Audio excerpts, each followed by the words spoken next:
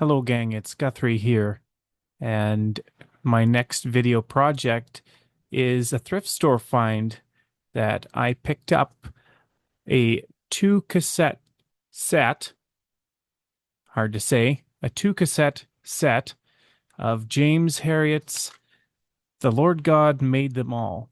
Now, this recording is 2.5 hours.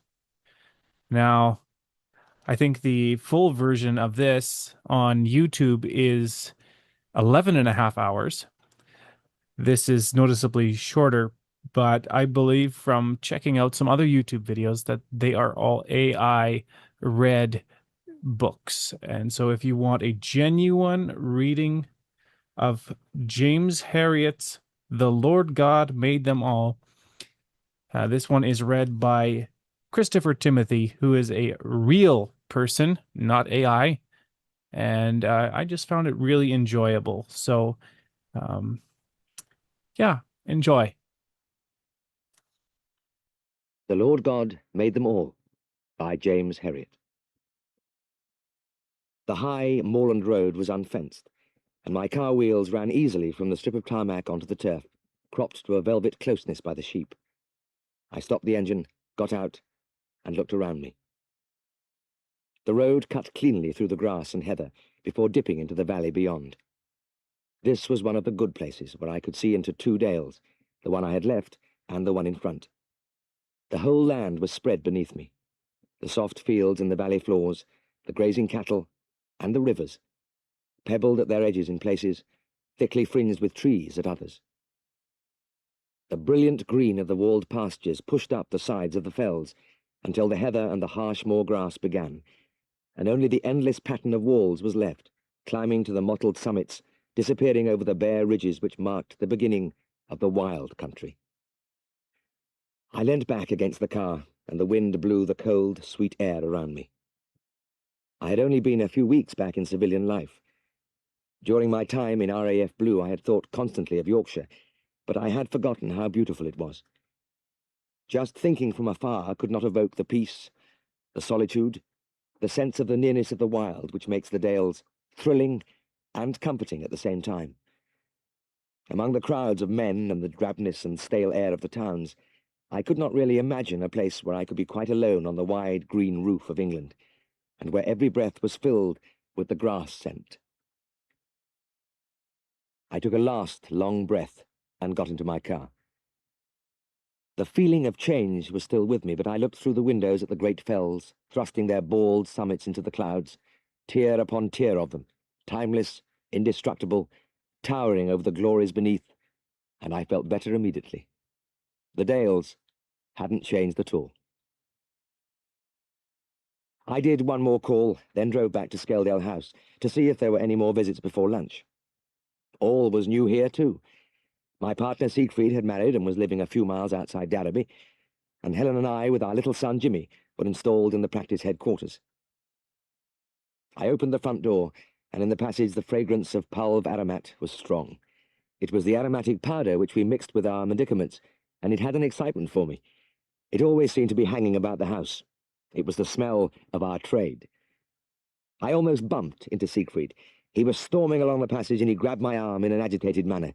"Ah, James, just the man I was looking for. I've had the most ghastly time this morning. I knocked the exhaust off my car going up that bloody awful track to High Liston, and now I'm without transport. They've sent for a new exhaust, but until it arrives and they get it fitted, I'm stuck. It's maddening." "That's all right, Siegfried. I'll do your calls." No, James, it's kind of you, but don't you see this sort of thing is going to happen again and again? That's what I wanted to talk to you about. We need a spare car." "A spare?" "That's right. Doesn't have to be a Rolls-Royce, just something to fall back on at a time like this. As a matter of fact, I rang Hammond at the garage to bring round something suitable for us to look at. I think I can hear him outside now." My partner was always one for instant action, and I followed him to the front door. Mr. Hammond was there with the vehicle for our inspection. It was a 1933 Morris Oxford, and Siegfried trotted down the steps towards it. £100, you said, eh, Mr. Hammond?" He walked around the car a couple of times, picking off pieces of rust from the black paintwork, opening the doors, and peering at the upholstery. "Ah, well, it's seen better days, but the appearance doesn't matter as long as it goes all right." "It's a sound little job, Mr. Farnan," the garage proprietor said. Rebored 2,000 miles ago and don't use hardly any oil. New battery and a good bit of tread on the tyres.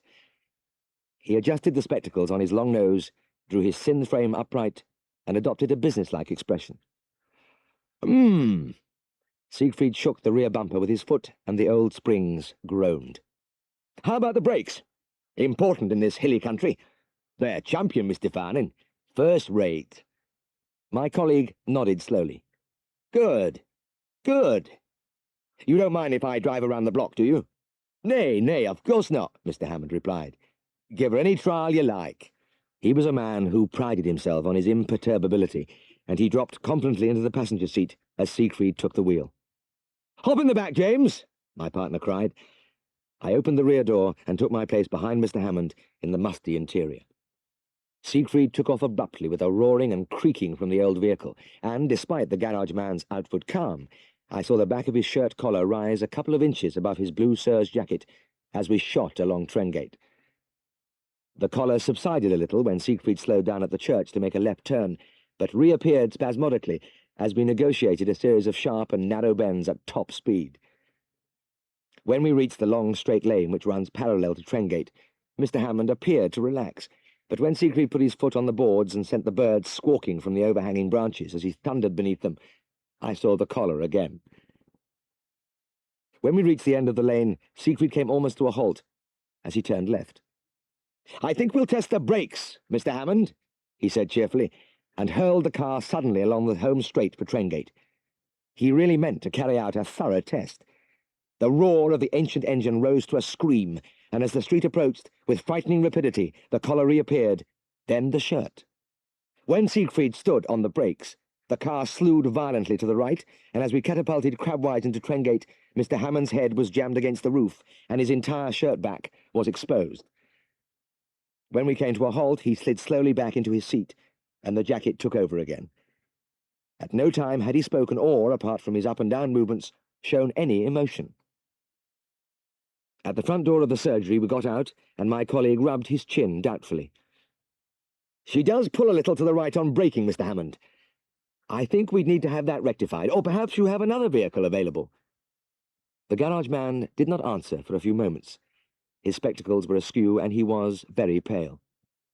Aye, he said shakily. I have another little job over there. It might suit you. Capital. Siegfried rubbed his hands. Perhaps you'll bring it along after lunch and we can have a spin round to try it. Mr. Hammond's eyes widened, and he swallowed a few times. Right, Mr. Farnan, but I'm going to be busy this afternoon. I'll send one of me men. We bade him goodbye and went straight back into the house. Walking along the passage, my partner put an arm across my shoulder. Well, James, another step towards increasing the efficiency of the practice. Anyway, he smiled and whistled a few cheerful bars. I rather enjoy these little interludes. Suddenly I began to feel good. So many things were new and different, but the Dales hadn't changed. And Siegfried hadn't changed either. A few days later, Siegfried and I alighted at Village Farm, Harford. We had come together because we'd been told that our patient, a red poll bullock, was of an uncooperative disposition, and we thought that a combined operation was indicated. The farmer led us to the fold yard where about 20 cattle were eating turnips. That's the one, he said, pointing to an enormously fat beast. And that's the thing I was telling you about. He indicated a growth as big as a football dangling from the animal's belly. Siegfried gave him a hard look. Really, Mr. Harrison, you should have called us out to this long ago. Why did you let it get so big? The farmer took off his hat and scratched his balding head ruminatively. Ah, well, you know how it is. I kept meaning to give you a ring, but it slipped me mind. And time went on. It's a hell of a size now, Siegfried grunted. I know. I always had the hope that he might drop off because he's a right wild sod. You can't do much with him. All right, then, Siegfried shrugged. Bring a halter and we'll drive him into that box over there. The farmer left and my partner turned to me. You know, James, that tumour isn't as fearsome as it looks. It's beautifully pedunculated, and if you can get a shot of local into that narrow neck, we can ligate it and have it off in no time. The farmer returned with the halter, and he was accompanied by a dark little man in denims. "This is Luigi," he said. "Italian prisoner. Don't speak no English, but he's handy at all sorts of jobs." There were still plenty of prisoners of war in the country, awaiting repatriation. I could imagine Luigi being handy. He was short in stature, but his wide spread of shoulders and muscular arms suggested great strength. We said hello, and the Italian returned our greetings with an inclination of his head and a grave smile. He carried an aura of dignity and self-assurance. After a bit of galloping around the fold yard, we managed to get our patient into the box, but we soon realized that our troubles were only beginning. Red poles are big cattle, and an ill-natured one can be a problem. This fat creature had a mean look in his eye, and all our attempts to halter him were unavailing. "He's like an elephant," I gasped. "God knows how we're going to catch him." Siegfried and I were looking gloomily at the bullock when Luigi stepped forward. He held up a hand and loosed off a burst of Italian at us. None of us could understand him, but we took his point as he ushered us back against the wall with great ceremony. Plainly he was going to do something, but what? He advanced stealthily on the bullock. Then, with a lightning movement, he seized one of the ears in both hands. The animal took off immediately, but without its previous abandon. Luigi was screwing the ear round on its long axis, and it seemed to act as a brake, because the beast slowed to a halt and stood there head on one side, glancing almost plaintively up at the little man. Siegfried and I leapt forward. We had never seen anybody catch a beast by the ear before, but we weren't going to discuss it. This was our chance. I cradled the growth in my hands while Siegfried injected the local into the neck. As the needle entered the skin, the hairy leg twitched, and under ordinary circumstances we would have been kicked out of the box. But Luigi took another half-turn on the ear and rapped out a colourful reprimand. The animal subsided immediately and stood motionless as we worked. Siegfried applied a strong ligature and severed the neck bloodlessly with an ecrasur. The tumour thudded onto the straw. The operation was over. Luigi released the ear and received our congratulations with a half-smile and a gracious nodding of the head. He really was a man of enormous presence. Now, more than 30 years later, Siegfried and I still talk about him. We've both tried to catch large cattle by the ears without the slightest success. So, was Luigi just an amateur with wrists of steel, or was he a farmer, and do they do it that way in Italy after a lifetime of practice? We still don't know. To any conscientious veterinary surgeon, killing a patient is a terrible thought. This has probably happened to many of us, and I think it happened to me. I can never be sure, but the memory still haunts me. It all started when a young representative from a pharmaceutical company called at the surgery and started to talk about a wonderful new treatment for foul of the foot in cattle. This condition was a headache in those early days. It resulted in the actual death of an area of tissue in the region, along with swelling of the foot and extreme lameness. A good cow could lose condition at an alarming rate, due simply to the pain. So I couldn't believe it when the representative told me that an injection of M&B 693 into the vein would rapidly clear up the condition. "No, it works, I tell you," he said. "It's been well tested, and I promise you it really does the trick." It sounded like a beautiful dream. "Okay," I said. "Send some on. We'll give it a try." He made a note on his pad, then looked up. "There is just one thing. This drug is very irritant. You must be sure you don't get it subcutaneous, or it could cause an abscess." It did work, miraculously.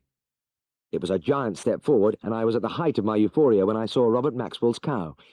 The reddened, swollen foot, the agonized hopping, the stinking discharge. It was all there. "We'll have some work on with this'n," the farmer grunted. "Not a bit of it, Mr. Maxwell," I said airily. "There's a new injection for this now." He bent over the leg and looked down. "Where exactly do you inject this new stuff, then?" "In the neck." "In the neck?" "That's right, into the jugular vein." "Well, there's somewhat new every day now." Robert Maxwell shrugged and smiled, but he accepted it. The intelligent farmers like him were the ones who didn't argue. It was always the thickheads who knew everything. "Just hold his nose," I said. "That's right. Now pull the head a little way round. Fine." I raised the jugular with my finger, and it stood out like a hosepipe as I slipped the needle into it. The M&B solution ran into the bloodstream in about 2 minutes, and I pulled the needle out. "Well, that's it," I said with a trace of smugness. I saw him at a farmers' meeting about a week later. "How's that cow?" I asked. "Just like you said. Sound as a bell of brass. That stuff shifts foul, all right. There's no doubt about it. It's like magic. I was just expanding when his expression changed. But there's a heck of a swelling on her neck. You mean when I injected her? Yes. My happy feeling evaporated. I didn't like the sound of that. I made it one of my first calls next morning. The farmer had not been exaggerating. There was a marked swelling on the neck, but it was not confined to the injection site. It ran right along the course of the jugular. The vein itself had a solid, corded feel, and there was edema around the swollen area. Robert Maxwell gave me a searching look. Well, what's going to happen? What do we do? Usually, collateral circulation develops within a few weeks. Ah, well, she doesn't seem bothered, the farmer said. There was one gleam of light. The cow had been looking round at us contentedly as we spoke, and now I saw her pulling a little hay from her rack. No, she doesn't look concerned at all. I'm sorry this has happened, but it should just be a question of time before she's right. Helen had just put my breakfast in front of me on the following morning when the phone rang. It was Robert Maxwell. That cow's dead, he said. I stared stupidly at the wall in front of me for several seconds before I could speak. Dead? Aye. Found her laid out in a stall this morning, just as though she'd dropped down. Mr. Maxwell, I had to clear my throat more than once. I'm terribly sorry. I never expected this. Well, what's happened then? The farmer's voice was strangely matter-of-fact. There's only one explanation, I said. Embolism. What's that? Well, it's when a piece of the clot breaks off and gets into the circulation. When an embolism reaches the heart, it usually means death. I see. That would do it, then. I swallowed. Let me say again, Mr. Maxwell, I'm very sorry. Ah, well. There was a pause. These things happen in farming. I just thought I'd let you know. Good morning. I felt sick as I put the phone down, and the feeling persisted as I sat at the breakfast table staring at my plate. Aren't you going to eat, Jim? Helen asked. I looked down sadly at the nice slice of home-fed ham. I'm sorry, Helen, it's no good. I can't tackle it. One afternoon, some weeks later, the phone rang, and it was Robert Maxwell again, speaking in the same quiet voice. I want you to come and look at one of me cows, Mr. Herriot. There's something amiss with her. A wave of relief went through me. Not a mention of the other thing, just a call for assistance, as if nothing had happened. The cow was a big Frisian, and when I saw her, my hopes of a cheap triumph vanished in an instant. She was standing, arch-backed and gaunt, staring at the wall in front of her. One thing I hate to see is a cow staring at the wall. Pulse, respiration, and temperature were normal. This was a funny one. Well, at first I thought she had colic, the farmer said. She kept trying to kick at her belly. Kicking at her belly? Something was stirring at the back of my mind. Yes, that was often a symptom of nephritis. And as if to clinch my decision, the animal cocked her tail and sent a jet of bloody urine into the channel. I looked at the pool behind her. There were flecks of pus among the blood, and though I knew her trouble now, it didn't make me happy. I turned to the farmer. It's her kidneys, Mr. Maxwell. Her kidneys? What's the matter with them? The farmer blew out his cheeks. Is it serious? How I wish I could have given him, of all people, a light answer, but there was no doubt that this was a highly fatal condition. I had a feeling of doom. I'm afraid so, I replied. It is very serious. I had a feeling there was something far wrong. Can you do out for her? Yes, I said. I would like to try her with some mixed sulfonamides. He glanced at me quickly. That was what I had used for the phlebitis. It really is the best thing, I went on hurriedly. Cows like this used to be hopeless to treat, but since the sulphur drugs came on the scene, we do have a chance. He gave me one of his long, calm looks. All right, then. We better get started. I'll keep an eye on her, I said, as I handed over the powders. And I did keep an eye on her. I was in the Maxwell bar every day. I desperately wanted that cow to live. But after 4 days, there was no improvement. In fact, she was slowly sinking. I was steeped in gloom as I stood by the farmer's side and looked at the animal's jutting ribs and pelvic bones. She was thinner than ever, and still she passed that blood-stained urine. I couldn't bear the thought that another tragedy was going to follow so soon after the first one, but the certainty was growing in my mind that death was imminent. The sulfonamides are keeping her alive, I said, but we need something stronger. Well, is there anything stronger? Yes, penicillin. Penicillin. That marvellous new drug, the first of the antibiotics, but as yet the veterinary profession had no injectable form. All we had were the tiny tubes, each containing 300 milligrams on an oily base for the treatment of mastitis. I am not usually inventive, but I did have a sudden idea. I went out to my car, found a box of 12 mastitis tubes, and tried the nozzle in the base of a record hypodermic needle. It fitted perfectly. I am no scientific theorist, so I didn't know whether I was doing the right thing or not, but I plunged the needle into the cow's rump and squeezed tube after tube into the depths of the muscle until the box was empty. Would the penicillin be absorbed in that form? I didn't know, but there was comfort in the knowledge that at least it was in there. It was a spark of hope. I kept this up for 3 days, and on the third day I knew I was doing some good. "Look," I said to Robert Maxwell. "Her back isn't arched now. She seems to have relaxed." The farmer nodded. "You're right. She isn't as tucked up as she was." The sight of the cow standing there peacefully looking round her and occasionally pulling a mouthful of hay from her rack was like a blast of trumpets to me. The pain in the kidneys was plainly subsiding, and the farmer had said that the urine was not as dark as it was. I seemed to go mad after that. With the scent of victory in my nostrils, I pumped my little tubes into the animal day after day. I didn't know the correct dose for a bovine. Nobody did at that time, so I just whacked them in willy-nilly, sometimes more, sometimes less, and all the time the improvement continued steadily. Then came the happy day when I was quite certain that the battle was won.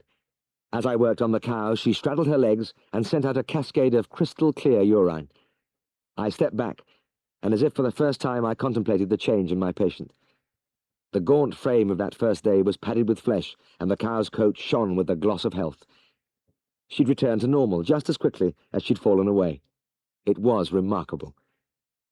I threw down the empty box. "Well, Mr. Maxwell, I think we can say she's about right. I'll give her another treatment tomorrow, and that will be the end." "You're coming back tomorrow, then?" "Yes, for the last time."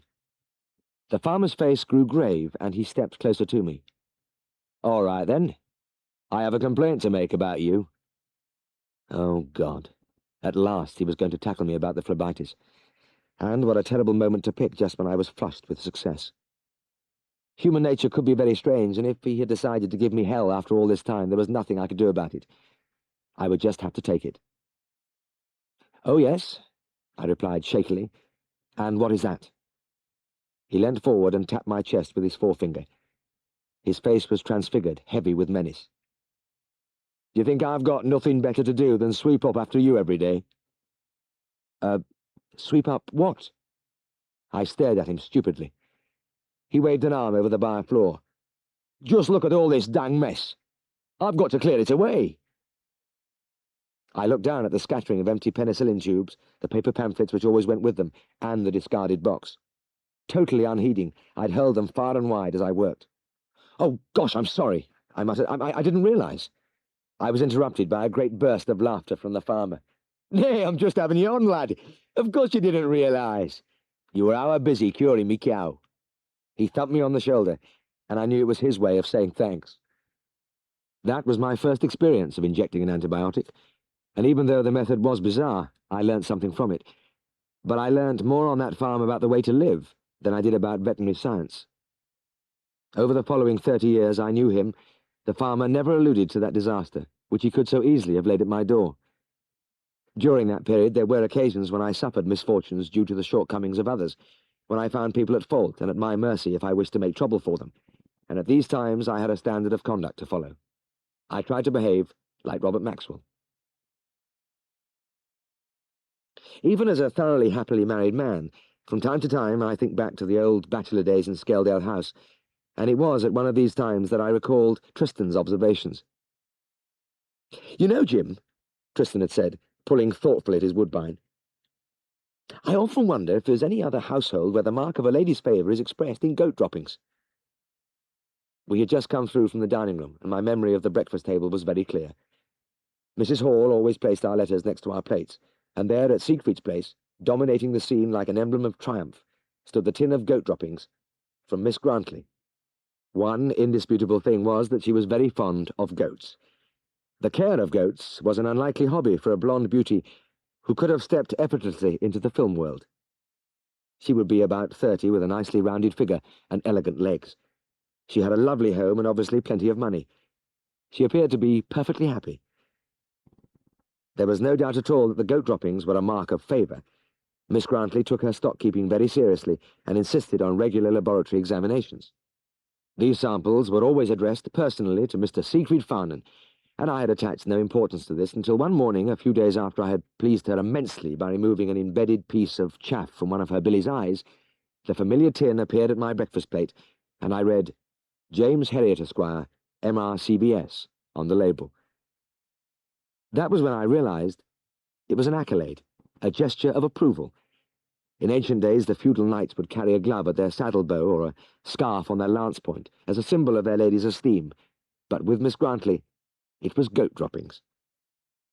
When I heard her voice on the telephone one morning, I knew that this time it wasn't for something trivial. She sounded agitated. Mr. Herriot, Tina has caught her shoulder on a nail and torn herself rather badly. I do hope you can come out immediately. Well, yes, as it happens, I can. There's nothing urgent at the moment. I'll leave right away. A mild glow of satisfaction rippled through me. This would be just another stitching job, and I liked stitching. It was easy and always impressed the client. I was leaving the room when Tristan levered himself slowly from the depth of the armchair, where he spent a lot of his time. Since breakfast I had been aware of his presence only by the rustle of the Daily Mirror under a cloud of woodbine smoke. Tristan yawned and scratched. Miss Grantley's, eh? Well, I think I'll come with you. Just feel like a ride out. I smiled. Okay, come on then. He was always good company. Miss Grantley met us in a tight-fitting pale blue boiler suit of some silky material which did nothing to diminish her attractions. Oh, thank you so much for coming, she said. Please follow me. There she is, she said, and put a hand over her eyes. I can't bear to look. Tina was a fine, white seinen, but her beauty was ravaged by a huge laceration which had pulled the skin down from her shoulder in a long V. The bony spine of the scapula gleamed white through the blood. It was all superficial, and I could put it right and look very good in the process. Already I could see myself inserting the last stitch and pointing to the now almost invisible wound. There now, that looks a lot better, doesn't it? Miss Grantley would be in raptures. Yes, yes, I murmured in my most professional manner as I probed the damaged area. It's nasty. It's really nasty. Miss Grantley clasped her hands together. But do you think you can save her? Oh, yes. I nodded weightily. I cleaned the whole area thoroughly, sprinkled dusting powder with a liberal hand, and began to stitch. Miss Grantley was soon in action, passing me the scissors to clip each suture. It was a nice, smooth start, but it was a very large wound, and this was going to take some time. I searched in my mind for light conversation. Tristan chipped in, apparently thinking the same thing. Wonderful animal, the goat, he said lightly. Oh, yes, Miss Grantley looked across at him with a bright smile. I do agree. And another thing, he went on, they have such marvellous metabolism. They will consume food which other animals won't even look at, and they will produce abundant milk from that food. Yes, indeed, breathed Miss Grantley. Tristan laughed. They're such characters, too. Tough and hardy under all climatic conditions, absolutely fearless and ready to tackle any other animal, no matter how large. Oh, they are amazing. Miss Grantley gazed at my friend and passed the scissors to me without turning her head. I felt I ought to make some contribution. Well, goats certainly are extremely, I began. But really, you know, Tristan was in full flow again. I think that the thing which appeals to me most about them is their affectionate nature. Miss Grantley nodded gravely. How true, how true. My colleague stretched out a hand and fingered the hay in the animal's rack. Well, I see you feed them properly. Oh, thank you. She blushed faintly. Of course, I give them concentrates, too. Whole grain, I hope. Oh, yes, always. Good, good. Keeps out the pH of the rumen. You know you can get hypertrophy of the ruminal walls and inhibition of cellulose-digesting bacteria with a low pH. Well, no, I didn't really understand it in those terms. She was staring at him as if he were a prophet. Can I have the scissors, please? I grunted. I stitched on, doggedly. A long time later. Miss Grantley hardly noticed as I inserted the last suture and straightened up wearily. "Well now, that looks better, doesn't it?" I said. But there wasn't the expected impact, because Tristan and my client were deeply involved in a discussion of the relative merits of the different breeds of goats. Miss Grantley suddenly became aware that I'd finished. "Oh, thank you so much," she said absently. "You have taken such pains. I am most grateful. Now you must both come in for a cup of coffee." As we balanced our cups on our knees in the elegant sitting room, Tristan carried on unabated. He dealt in depth with the reproductive problems, obstetrics, and the feeding of weaned kids, and he even went into a little treatise on anesthesia for dehorning. I sank deeper in my chair and let him get on with it, only half hearing erudite remarks about the latest anthelmintics and their actions on trichostrongyles, homuncus, and ostatagia. It came to an end at last, and we went out to the car. I drove a few 100 yards along the road, and then I stopped the car. "Since when have you been a goat lover?" I demanded bitterly. "And where the hell did you get all that high-powered stuff you were preaching back there?" Tristan giggled, and then threw back his head and laughed immoderately. "I'm sorry, Jim," he said when he'd recovered. "I've got exams coming up in a few weeks, as you know, and I heard that one of the examiners is really goat-orientated. Last night I boned up on every bit of goat literature I could find. Uncanny how I had the opportunity to trot it all out so soon after." There was an interesting little sequel about a week later. Siegfried and I were going in to breakfast when my partner stopped in mid-stride and stared at the table. The familiar brown-wrapped cocoa tin full of goat droppings was there, but it was at his brother's place. Slowly he walked over and examined the label. I had a look too, and there was no mistake. It read, Mr. Tristan Farnan. Not a word was spoken, and the three of us sat in silence, but over everything the undeniable fact hung heavy in the room. Tristan, for the moment at least, was the man the lady favoured. The farm man moved between the cows and took hold of my patient's tail, and when I saw his haircut I knew immediately that Josh Anderson had been on the job again. It was a Sunday morning and everything fitted into place. I didn't really have to ask. "Were you in the Hare and Pheasant last night?" I inquired. He ran a hand ruefully over his head. "Aye, blast it, I was. You can see straight off, can't you? I suppose Josh had had one too many, eh?" "Aye, he had. I should have known better picking a Saturday night. It's my own fault." Josh Anderson was one of the local barbers. He liked his job, but he also liked his beer. In fact, he was devoted to it, even to the extent of taking his scissors and clippers to the pub with him every night. For the price of a pint, he would give anybody a quick trim in the gents' lavatory. Habitués of the Hare and Pheasant were never surprised to find one of the customers sitting impassively on the toilet seat, with Josh snipping round his head. With beer at 6pence a pint, it was good value, but if he had imbibed beyond a certain point, terrible things could happen. I looked again at the farm man's head. From my experience, I judged that Josh would be around the 10-pint mark when he did that one. Yes, I decided. Definitely a 10-pinter. After 12 to 14 pints, Josh was inclined to cast away all caution and simply run over his victim's head with the clippers, leaving a tuft in front. The classical convict's crop, which necessitated wearing a cap well pulled down at all times for several weeks thereafter. I always played safe. When my hair needed cutting, I went to Josh's shop, where he operated in a state of strict sobriety. I was sitting there a few days later, waiting my turn. "Well, Mr. Herriot," Josh said, "it's good to see you again." He began to tuck the sheet under my chin, then laughed delightedly as my little beagle trotted in under the folds. I screwed round in my chair. "By the way, didn't I see you with a dog the other day?" Josh paused, scissors in hand. "You didn't know? A little bitch. A stray. Got her from the cat and dog home in York. Hang on a minute, I'll bring her down." He lived above the shop, and his feet clumped on the stairs as he returned with a little bitch in his arms. "There you are, Mr. Herriot. What do you think of that?" He stood her on the floor for my inspection. I looked at the little animal. She was a light grey in colour with very long, crinkled hair. In fact, at a quick glance, she looked like a miniature Wensleydale sheep. Definitely a hound of baffling lineage, but the panting mouth and swishing tail bore witness to her good nature. "Oh, I like her," I said. "I think you've picked a winner there." "That's what we think. We've called her Venus," he said. "Venus?" "Aye, because she's so beautiful." His tone was very serious. "Oh, yes," I said. "I see." He washed his hands, took up his scissors again, and grasped the few strands of my hair. He went through a curious procedure of rubbing the hairs between his fingers before cutting them.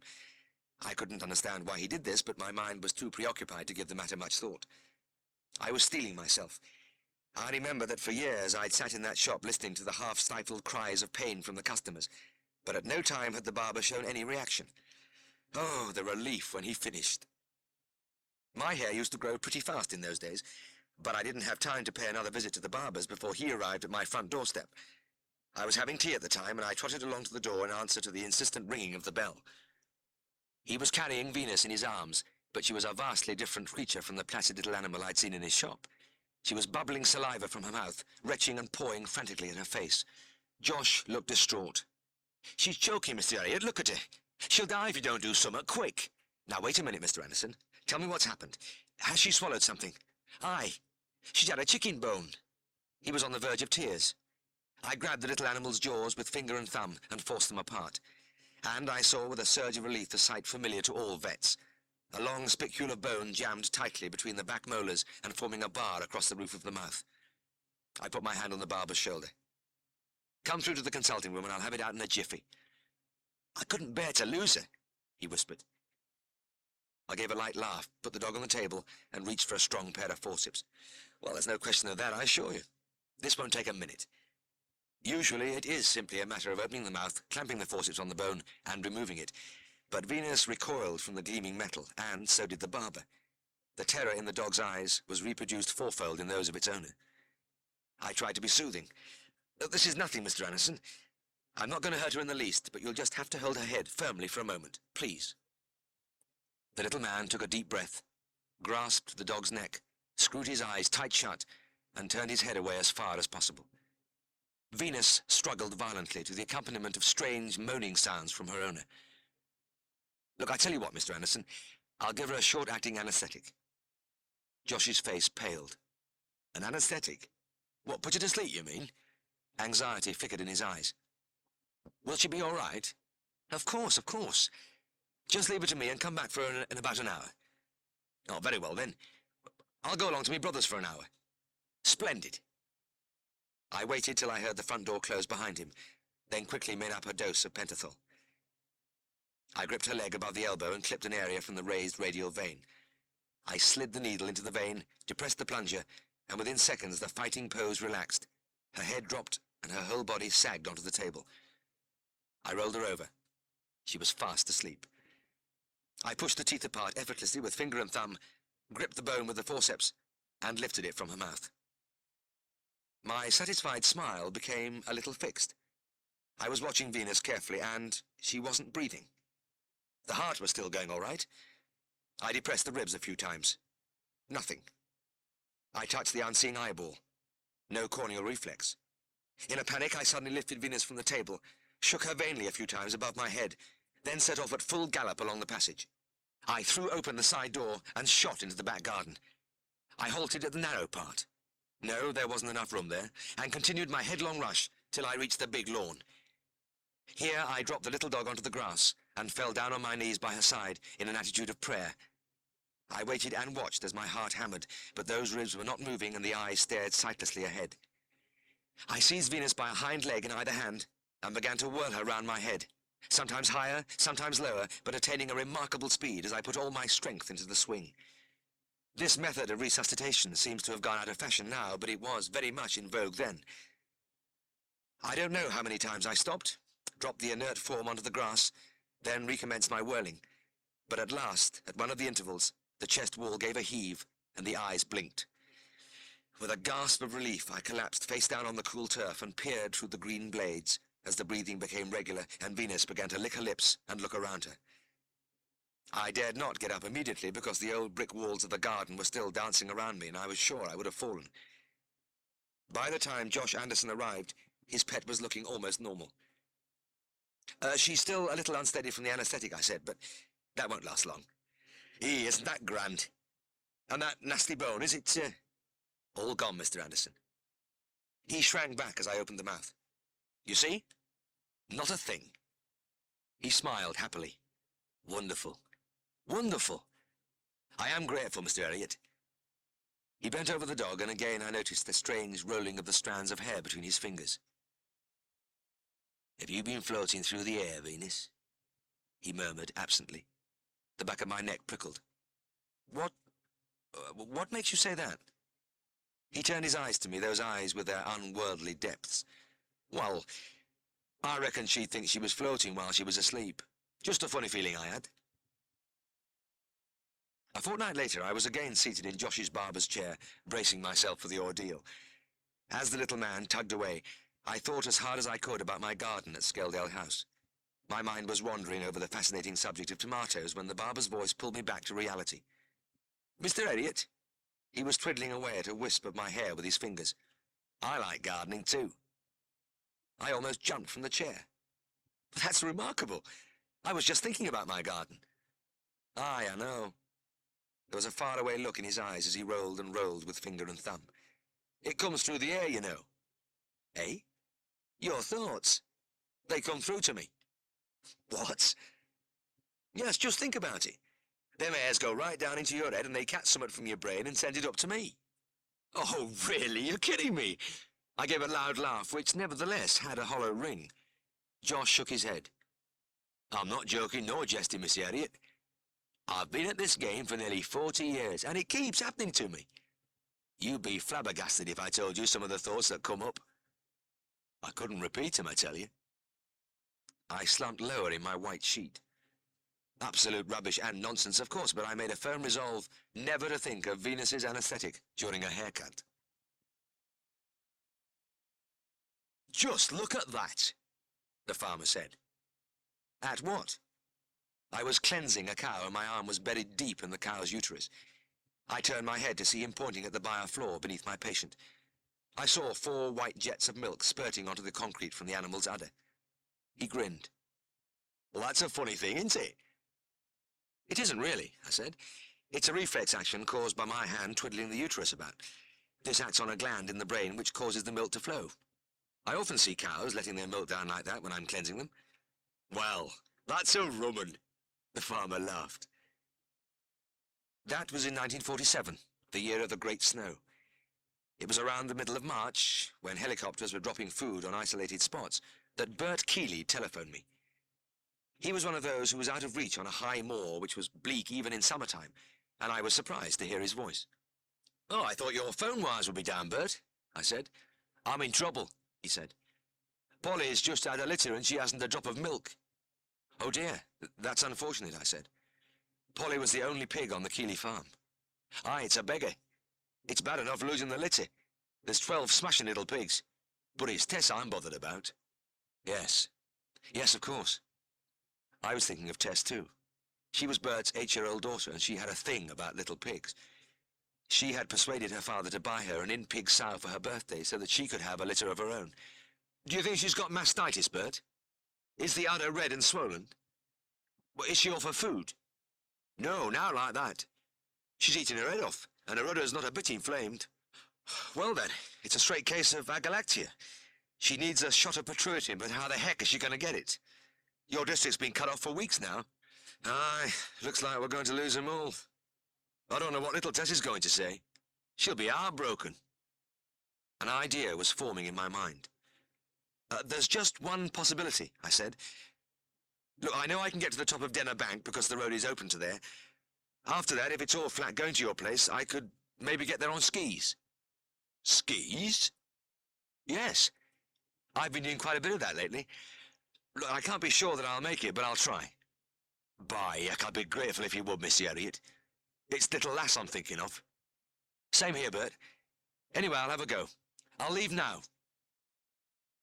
On the summit of Denner Bank, I manoeuvred my car as close as possible to the tall, white walls which the snowplows had thrown up, got out, and buckled on my skis.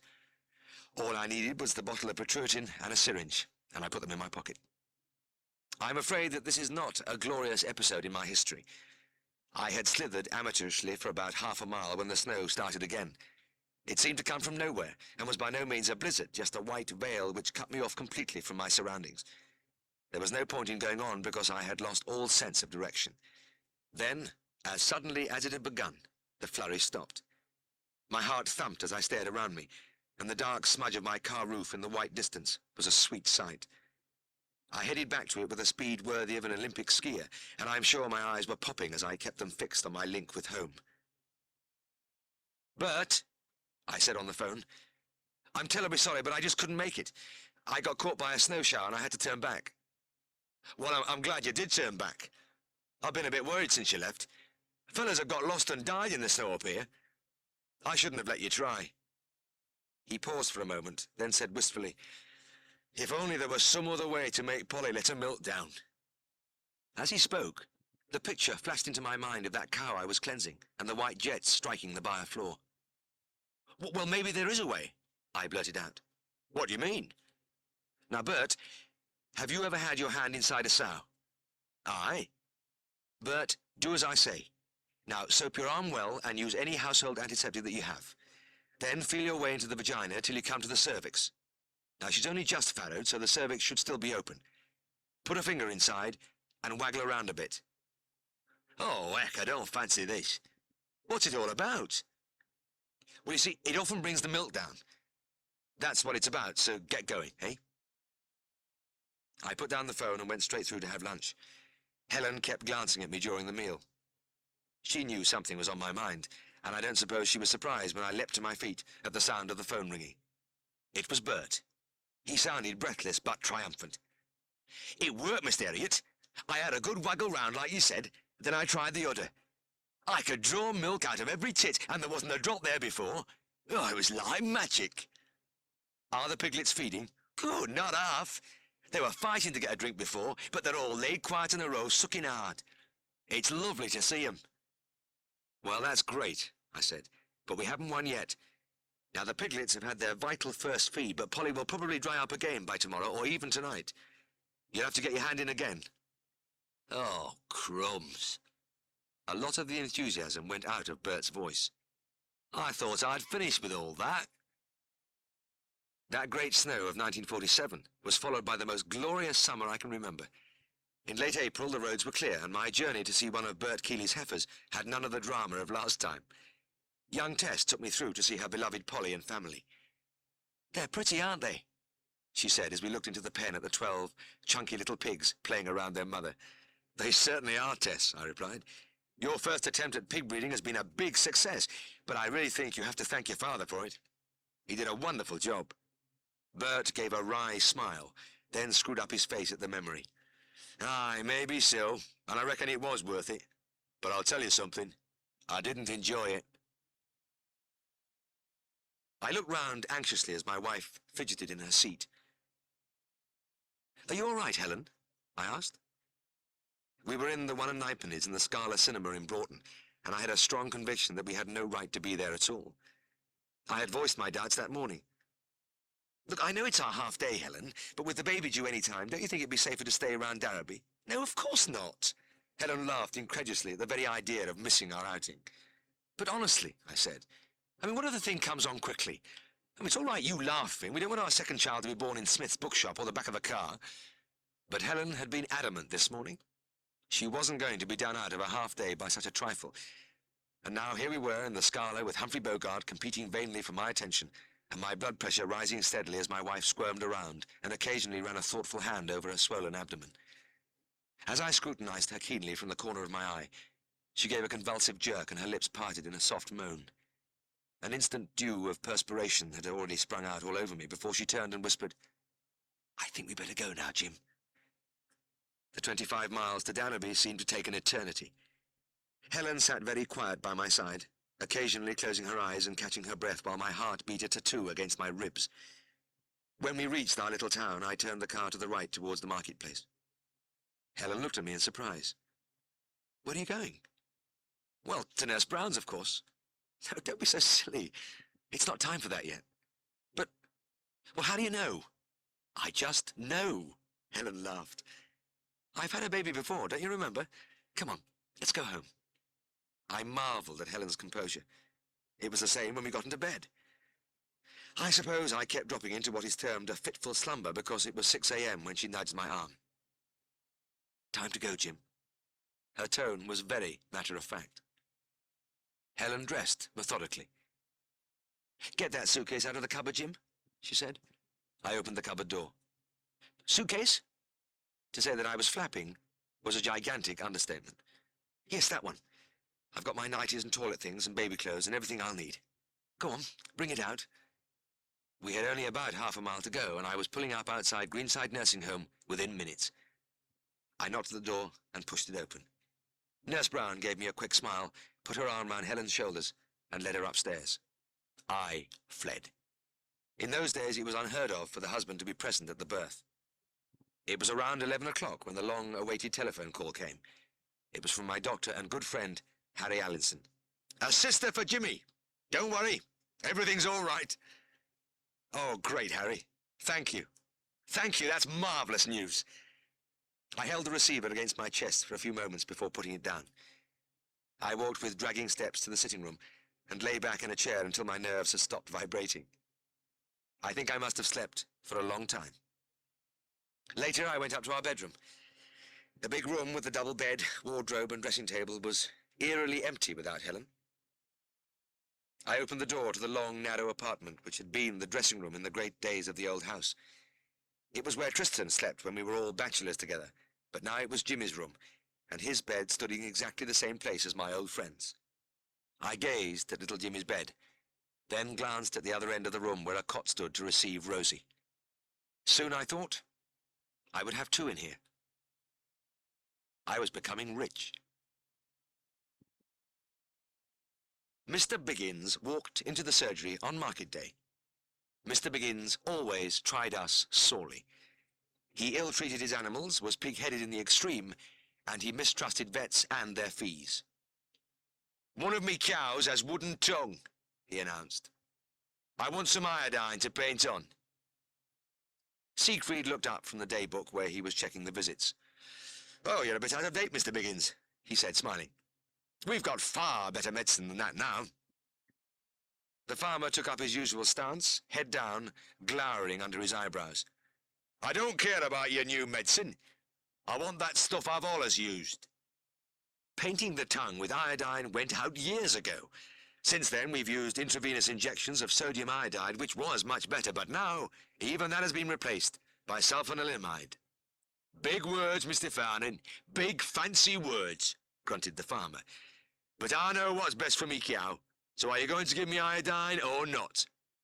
"No, I am not," Siegfried replied, the smile fading from his face. "I wouldn't be a competent veterinary surgeon if I prescribed something as totally outdated as that." He turned to me. "James, would you slip through to the stockroom and bring a pound packet of the sulfanilamide?" Mr. Biggins was protesting as I hurried from the office. The packets were square and wrapped in white paper tied down with string. I grabbed one from the shelf and returned at a trot, listening to the two voices echoing along the passage. The argument was still raging when I came back to the office, and I could see that Siegfried's patience was running out. He seized the packet from me and began to write the instructions on the label. "Now, you'll get 3 tablespoons in a pint of water to start with, then, but I tell you I don't want, you follow with 1 tablespoonful 3 times daily, got no faith in them new things, and after you've used the packet, let us know and we'll give you another supply, if necessary." The farmer glared at my partner. "This stuff'll do no good." "Mr. Biggins," Siegfried said with ominous calm, "it will cure your cow." "It won't." "It will." "It won't." Siegfried brought his hand down on the desk with a thud. Clearly he had had enough. "Take this, and if it doesn't do the trick, I won't charge you. All right?" Mr. Biggins narrowed his eyes, but I could see that the idea of something for nothing had an irresistible appeal. Slowly he stretched out his hand and took the sulfanilamide. About 10 days later, Siegfried and I happened to be passing Mr. Biggins' farm. "Look, tell you what, James," my partner murmured. "We'll just drop in there." He turned the wheel and drove round to the yard at the back of the house. He gripped my arm. "Look at that, James," he said in an urgent whisper. He pointed to the kitchen window, and there on the sill was our square white packet, virgin and unopened, the string binding undisturbed. My partner clenched his fist. "The cussed old blighter! He won't try it, out of sheer spite." At that moment the farmer, in his carpet slippers, opened the door, and Siegfried greeted him cheerfully. "Aha! Good morning to you, Mr. Biggins. We were just passing and thought we'd check on how your cow was progressing." The eyes under the shaggy brows registered sudden alarm, but Siegfried was already striding towards the cow buyer. The patient was easy to pick out. She was a scarecrow among her sleek neighbours. Siegfried moved quickly to her head, seized the nose and pulled it towards him. With his other hand, he prized open the mouth and fingered the tongue. "Feel that, James," he said softly. I ran my hand over the knobbly, hard surface, which for centuries had given actinobacillosis its evocative name. "Well, this is awful. It's a wonder she can eat at all." I sniffed at my fingers. "And there's iodine here." Siegfried nodded. "Yes. He's been to the chemist despite what I said." At that moment the bar door burst open and Mr. Biggins hurried in, panting slightly. My partner looked at him sadly along the cow's back. "Well, it seems you were right. Our medicine hasn't done a bit of good.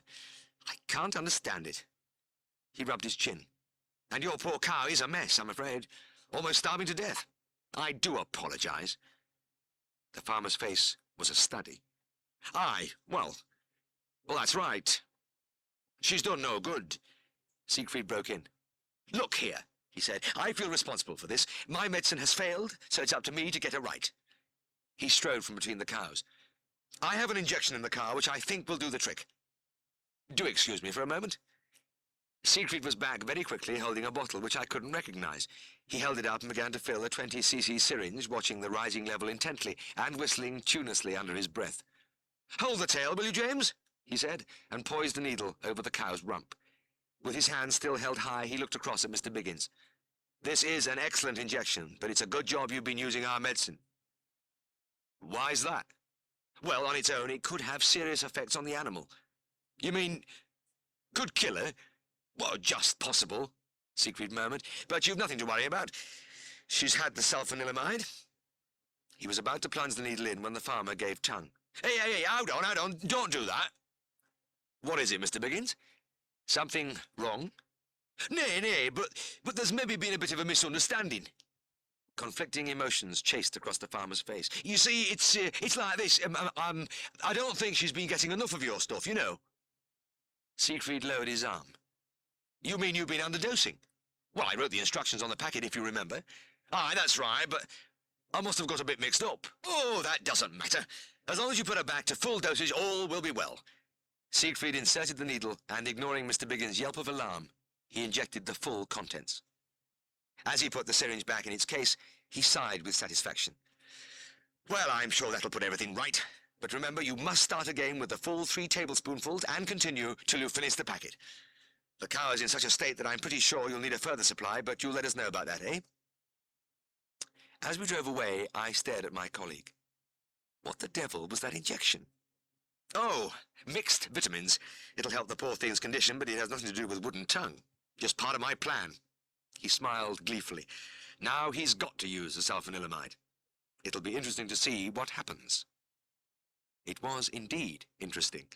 Within a week, Mr. Biggins was back in the surgery, looking sheepish. "Can I have some more of that stuff?" he muttered. "By all means." Siegfried extended his arm in an expansive gesture. "As much as you like." He leant on the desk. "I suppose the cow is looking better?" "Aye." "Stopped slavering?" "Aye." "Putting on flesh, is she?" Aye, she is." Mr. Biggins lowered his head as though he didn't want to answer any more questions. Siegfried gave him another packet. Through the surgery window we watched him cross the street, and my partner thumped me on the shoulder. "Well, James, that was a little victory. At last we've managed to beat Mr. Biggins." Was there no peace in a vet's life? I wondered fretfully as I hurried my car along to Guildford Village. 8 o'clock on a Sunday evening, and here I was, trailing off to visit a dog 10 miles away, which, according to Helen, who had taken the message, had been ailing for more than a week. I had my speech fairly well prepared when a little middle-aged woman opened the door.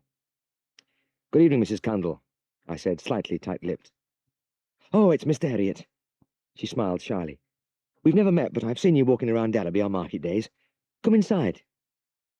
The door opened straight into the little low-beamed living room, and my first glance took in the shabby furniture and some pictures framed in tarnished gilt, when I noticed that the end of the room was partly curtained off. Mrs. Cundall pulled the curtain aside. In a narrow bed, a man was lying, a skeleton thin man whose eyes looked up at me from hollows in a yellowed face. "This is my husband, Ron," she said cheerfully, and the man smiled and raised a bony arm from the quilt in greeting. "And here is your patient, Herman." she went on, pointing to a little dachshund who sat by the side of the bed. The little animal gazed up at me, bright-eyed and welcoming. I ran my hand over his glossy skin. He looks very healthy. What's the trouble? Oh, he's fine in himself, Mrs. Cundall replied. But tonight he sort of flopped down and couldn't get up again. I see. I put my hand under the little dog's body and gently lifted him onto his feet. Come on, lad, I said. Come on, Herman. Let's see you walk. As I encouraged him, he took a few hesitant steps, but his hind end swayed progressively and he soon dropped into the sitting position again. It's his back, isn't it? Mrs. Cundall said. He's strong enough on his forelegs. Well, that's my trouble, too, Ron murmured in a soft, husky voice, but he was smiling and his wife laughed and patted the arm on the quilt. I lifted the dog onto my knee. Yes, the weakness is certainly on the back.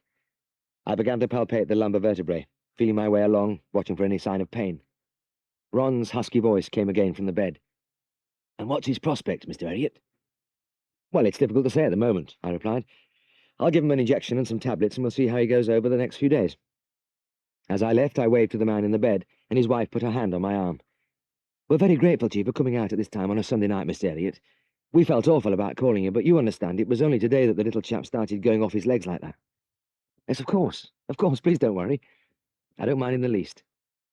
And as I drove through the darkness, I knew that I didn't mind. On Tuesday, Herman looked much the same, possibly a little worse. When I entered the door of the Cundall's cottage a week later, Herman came to meet me, happy and welcoming in his front end, but dragging his hind limbs helplessly behind him. Hello, Mr. Herriot. Mrs. Cundall gave me a wan smile and looked down at the little creature stretched frog-like on the carpet. What do you think of him now? I bent and tried the reflexes. Nothing. Well, what do we do now? Said Ron. Put him down? No, Ron, you forget about that just now. Sometimes paralysis cases just recover on their own after many weeks. We must carry on. At this moment, I honestly cannot say that there is no hope. I kept going back every few days. It was on one of these visits that I noticed an unpleasant smell as I entered the house. There was something familiar about it. I sniffed, and the Cundalls looked at each other guiltily. There was a silence, and then Ron spoke. It's some medicine I've been giving Herman. It stinks like hell, but it's supposed to be good for dogs. Oh, yes? Aye, well, his fingers twitched uncomfortably on the bedclothes. It was Bill Noakes put me onto it. He's an old mate of mine. We used to work down pit together. And he come to visit me last weekend. He keeps a few whippets, does Bill. Knows a lot about dogs, and he sent me this stuff along for Herman. Mrs. Cundall went to the cupboard and sheepishly presented me with a plain bottle. I removed the cork, and as the horrid stench rose up to me, my memory became suddenly clear. Asafoetida, a common constituent of quack medicines before the war, and still lingering on the shelves of occasional chemist shops, and in the medicine chests of people who like to doctor their own animals. I replaced the cork. So, you're giving him this, eh? Ron nodded. Aye, 3 times a day. He doesn't like it much, but Bill Noakes has great faith in it. Cured hundreds of dogs with it, he says. The deep-sunk eyes looked at me with a silent appeal. Well, that's fine, Ron, I said. You carry on. Let's hope he does the trick. I knew the asafoetida wouldn't do any harm, and since my treatment had proved useless, I was in no position to turn haughty. But my main concern was that these 2 nice people had been given a glimmer of hope, and I wasn't going to blot it out. Mrs. Cundall smiled, and Ron's expression relaxed. Oh, that's grand, Mr. Herriot, he said. I'm glad you don't mind. I can dose the little fellow myself. It's something for me to do. It was about a week after the commencement of the new treatment that I called in at the Cundalls as I was passing through Gilthorpe. Well, how are you today, Ron? I asked. Oh, champion, Mr. Herriot. Champion. He always said that, but today there was a new eagerness in his face. He reached down and lifted his dog onto the bed. Look here. He pinched the little paw between his fingers, and there was a faint but definite retraction of the leg. I almost fell over in my haste to grab at the other foot. The result was the same. Oh, my God, Ron, I gasped. The reflexes are coming back. He laughed his soft, husky laugh. Bill Noakes stuff's working, isn't it? A gush of emotions, mainly professional shame and wounded pride, welled in me, but it was only for a moment. Yes, Ron, I replied. It's working. No doubt about it. He stared up at me. Then Herman's going to be all right, then? Well, it's early days yet, but, well, that's the way it looks to me. It was several weeks more before the little dachshund was back to normal, and of course it was a fairly typical case of spontaneous recovery and nothing whatever to do with the aspatida, or indeed with my own efforts. I can recall vividly my final call at the cottage in Gilthorpe. As it happened, it was around the same time as my first visit, 8 o'clock in the evening, and when Mrs. Condell ushered me in, the little dog bounded joyously up to me before returning to his post by the bed. "Well, that's a lovely sight," I said. "He can gallop like a racehorse now."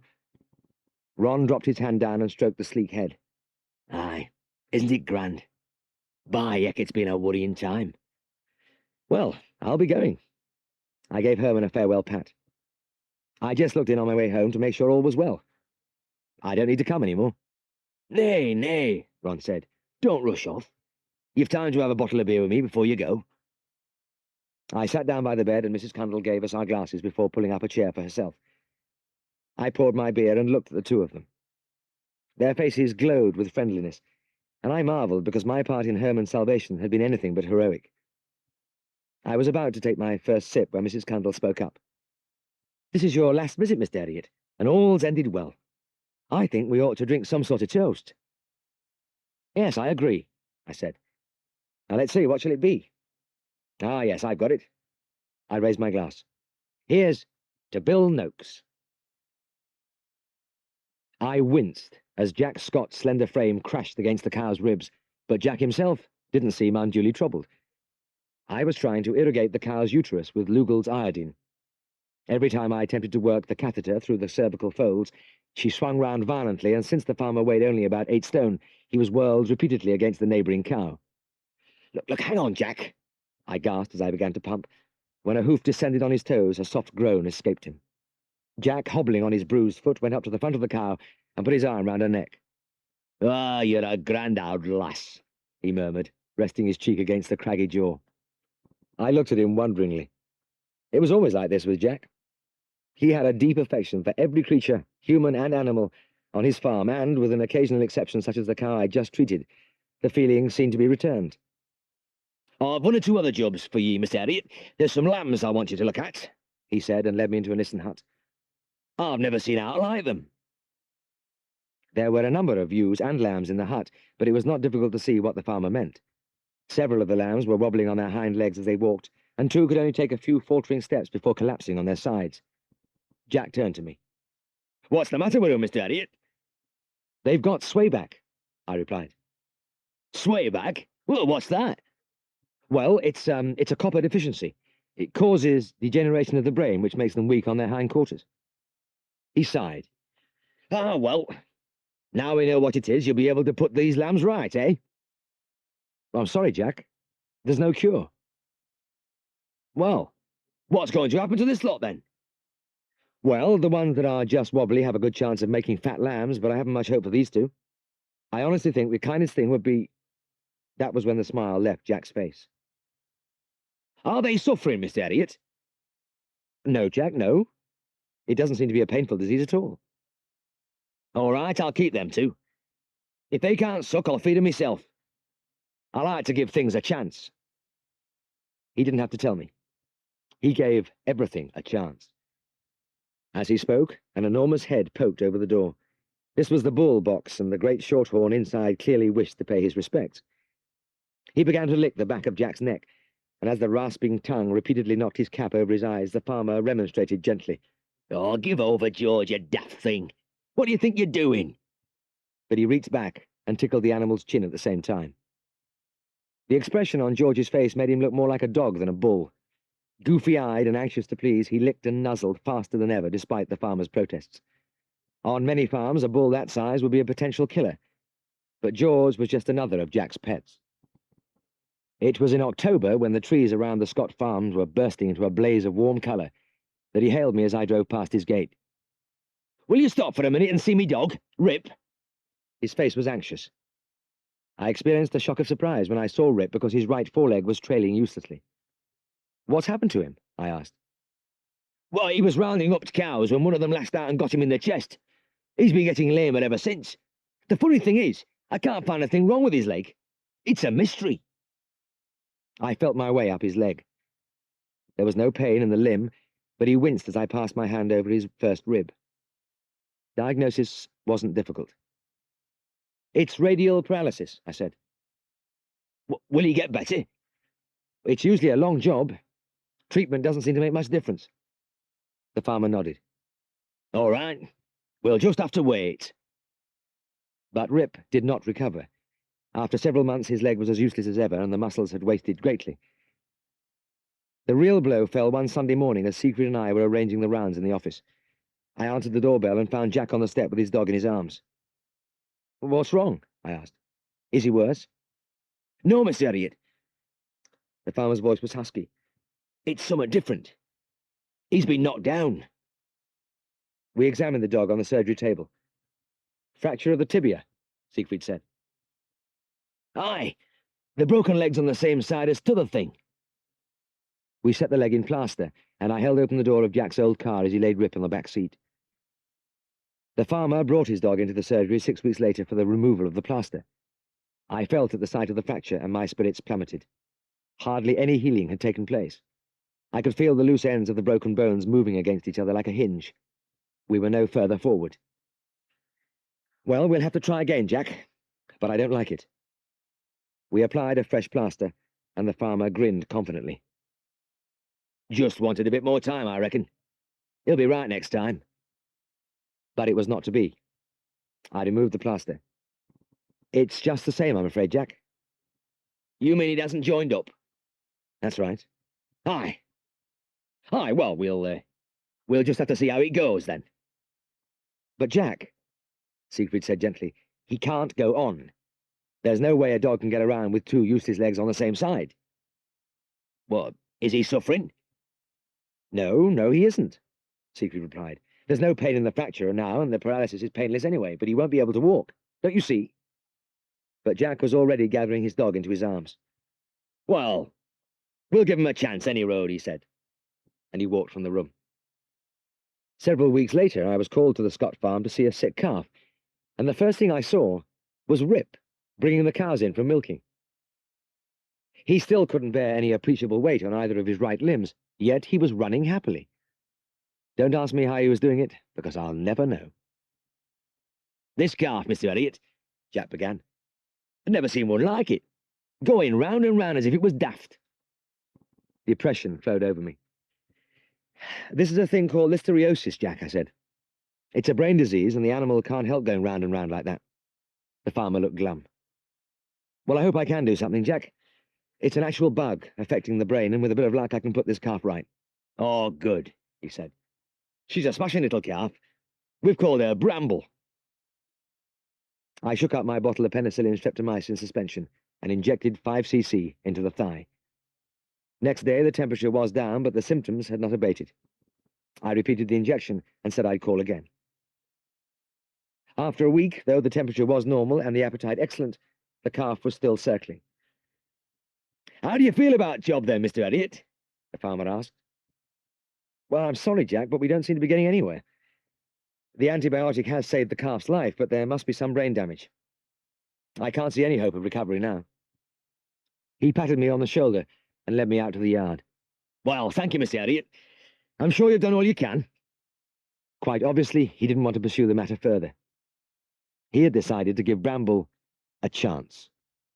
And it turned out that Jack's faith was rewarded, and that my prognosis was wrong again.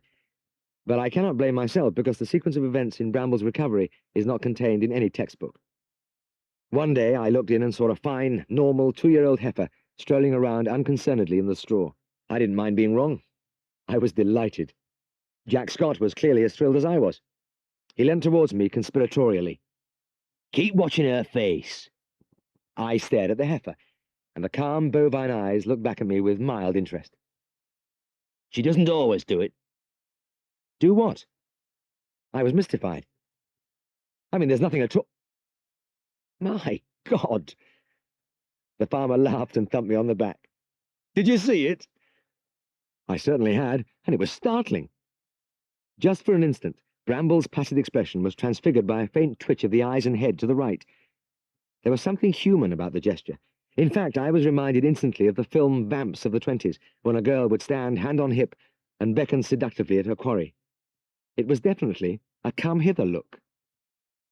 Jack was still laughing. I reckon you've never seen out like that before, Mr. Herriot. I've just had her served, and she should be calving just right for Derby show in August. Well, that will be interesting. Well, she's certainly a show animal. I saw her at the show. She was a picture. Having recently calved, she would take some beating. However, Bramble was in pretty hot company. The judge, Brigadier Rowan, had narrowed the field down to 3 after much cogitation, and the other 2 contestants, a red and white and a light roan, were beautiful animals. It would be a close thing. The Brigadier's normally pink face was bright red, not, I felt, from the sunshine, but from the long succession of brandies and sodas I'd seen him consuming in the President's tent. He leaned forward and peered into Bramble's face as though to examine the eyes. Something happened then. I was standing behind Bramble and couldn't see her face, but it is possible that she gave a little twitch which had startled me. In any case, something undoubtedly pierced the Brigadier's patrician calm. As he came slowly back down the row, he had the look of a man who was definitely going to make up his mind this time, even though he was confronted by 3 superb animals. He finished up in front of Bramble, and as he gave her a final appraising stare, he flinched suddenly, and I had a strong conviction that she'd done her trick again. He immediately placed Bramble first, the red and white second, and the light roan third. I'm sure he had made the right choice, but I have a great deal of sympathy for the Brigadier. It must have been a terrible experience to be awash with brandy, and to see a cow trying to talk to him. The poor man really had no option. The voice at the other end was so shrill and panic-stricken that I almost dropped the telephone. Who is that? It's Mrs. Derrick. Yes, Mrs. Derrick. Now, what on earth has happened? It's my goat, Mr. Herriot. It's really terrible. The Derricks were a young couple who had recently come to live in one of the villages near Derby. They were in their early 30s, and Ronald Derrick was a businessman who commuted daily to Broughton. His wife was extremely attractive and a pleasant young woman in every way, but she was slightly scatterbrained, and I had felt misgivings in the first place when she told me that she'd bought a goat. I gripped the receiver tightly. Has the goat had an accident? No. It's not the goat I'm worried about. It's the tomatoes. Tomatoes? Well, yes. The wretched thing has eaten all my husband's tomatoes. I left the greenhouse door open by mistake. A chill swept through me. Ronald Derrick loved his tomatoes dearly. There was a little greenhouse in the garden, and on my last visit there he had shown me the 12 plants with justifiable pride. It was early July, and the young fruit was still green and small, but obviously thriving. Magnificent trusses, I remembered saying. You're going to have a wonderful crop. I could recall the smile of gratification on his face as his wife continued on the phone. He counts them every morning, Mr. Herriot. In fact, before he left for the office today, he told me that there were 293. Oh, do please come. I'm afraid that when he gets home, he'll kill the goat and me. There was a pause. Oh, I think I can see him through the window. Oh, yes, my God, here he is now. There was a thud in my ear as she crashed the receiver down, and I found I was shaking slightly. Maybe the goat would be ill after that feast. I dashed out to the car. I was at the scene of the catastrophe within 10 minutes. The Derrick's home was a gracious old manor house with an open drive at one side leading to the garden. I roared down there, leapt from my car, and the whole sad spectacle lay before me. Mrs. Derrick, still very attractive despite the tears which trickled down her cheeks, was standing on a strip of lawn twisting a sodden handkerchief in her fingers. Darling, she was saying, I just went in for a moment to get the watering can. I can't think why I forgot to close the door. Her husband didn't answer, and I could see that this was a bereavement too deep for words. He was leaning against the open doorway, gazing into the greenhouse. He was quite motionless, and plainly he had not moved since his arrival, because he was like a business executive who had been frozen to the spot, dark-suited, bowler-hatted, briefcase dangling from one hand. As a fellow tomato lover, I felt for him deeply, but there was nothing I could do. I patted him on the shoulder and murmured a few words of sympathy, but he still continued to stare at the row of stalks. I could see the goat on its tether at the other end of the garden. I went over and had a look at the animal. It was bright-eyed and cheerful, and clearly didn't require my services in any way. In fact, as I watched, it began to nibble at a cabbage with obvious relish. As I say, I was sad for the Derricks, but I could not but help look with admiration at any creature whose appetite was not satisfied by the consumption of 293 tomatoes. In the semi-darkness of the surgery passage, I thought it was a hideous growth dangling from the side of the dog's face, but as he came closer, I saw that it was only a condensed milk can. I was relieved, because I knew I was dealing with Brandy again. I hoisted him onto the table. "Brandy, you've been at the dustbin again." The big golden Labrador gave me an apologetic grin and did his best to lick my face. He couldn't manage it since his tongue was jammed inside the can, but he made up for it by a furious wagging of tail and rear end. "Oh, Mr. Herriot, I'm sorry to trouble you again." Mrs. Westerby, his attractive young mistress, smiled ruefully. "He just won't keep out of that dustbin." As I reached for a pair of forceps, I thought of the many other occasions when I'd done something like this for Brandy. He was one of my patients, a huge, lolloping, slightly goofy animal, but this dustbin raiding was becoming an obsession. I gripped the edge of the lid with my forceps and gently bent it back along its length until I was able to lift it away from the tongue. An instant later, the tongue was slobbering all over my cheek as Brandy expressed his delight and thanks. "Get back, you daft dog," I said, laughing as I held the panting face away from me. Brandy had other idiosyncrasies apart from his fondness for dustbins. One day I'd seen him in the children's playground. A few swings, a roundabout, and a slide. Brandy was disporting himself on the slide. For this activity he had assumed an uncharacteristic gravity of expression, and he stood calmly in the queue of children. When his turn came, he mounted the steps, slid down the metal slope, all dignity and importance, then took a staid walk round to rejoin the queue. I often smiled to myself when I thought of Brandy's antics, but I didn't smile when Mrs. Westerby brought him into the surgery a few months later. His bounding ebullience had disappeared, and he dragged himself along the passage to the consulting room. As I lifted him onto the table, I noted that he had lost a lot of weight. I inserted the thermometer, watched the rapid rise and fall of the rib cage, and noted the gaping mouth and anxious eyes. He does look very sorry for himself. His temperature was 104. I took out my stethoscope and auscultated his lungs. "He's got pneumonia." "Oh dear." Mrs. Westerby reached out and touched the heaving chest. "Well, that's bad, isn't it?" "Yes, I'm afraid so." "But you don't think it's hopeless?" Mrs. Westerby asked. No, not at all. I'm just warning you that so many dogs don't respond to treatment when they should." "All right, now let's start the treatment. I'm going to give him his injection of penicillin, and I'll call at your house tomorrow and repeat it. He's not well enough to come to the surgery." I did call and repeat the injection on the following day. There wasn't much change. I injected him for 4 more days, and the realization came to me sadly that Brandy was like so many of the others. He wasn't responding. As the days passed and he continued to cough and pant, and to sink deeper into a blank-eyed lethargy, I was forced more and more to a conclusion which a few weeks ago would have seemed impossible, that this happy, bounding animal was going to die. "He isn't Brandy any more," Mrs. Westerby said one morning a few weeks later when I called in. Her eyes filled with tears as she spoke. As I watched, Brandy rose from his place in the corner and pottered slowly over to the fire. "What, do you think he'll always be like this?" she asked. I shrugged. "Well, we can only hope he'll come round." I leant wearily against the doorpost just before evening surgery 2 weeks later, and I saw Brandy coming round the corner of the street with Mrs. Westerby. His nose was entirely obscured by a large red tomato soup can, and he strained madly at the leash and whipped his tail when he saw me. I was still rooted to the doorpost when the Labrador bounded up the steps, made an attempt, aborted by the soup can, to lick my face, and contented himself with cocking a convivial leg against the bottom step.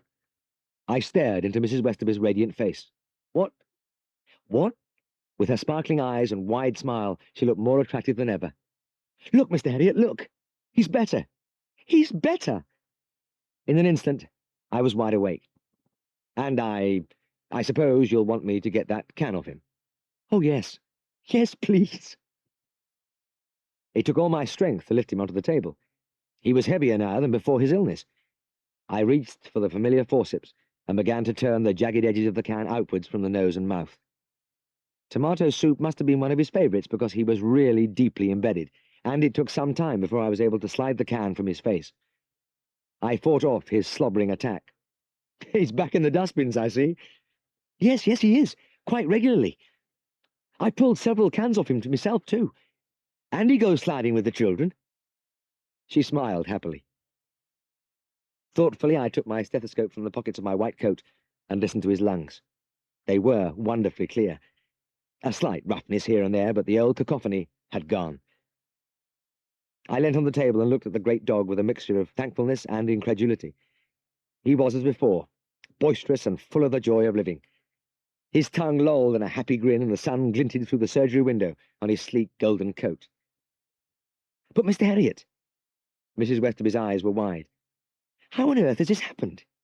How has he got better?"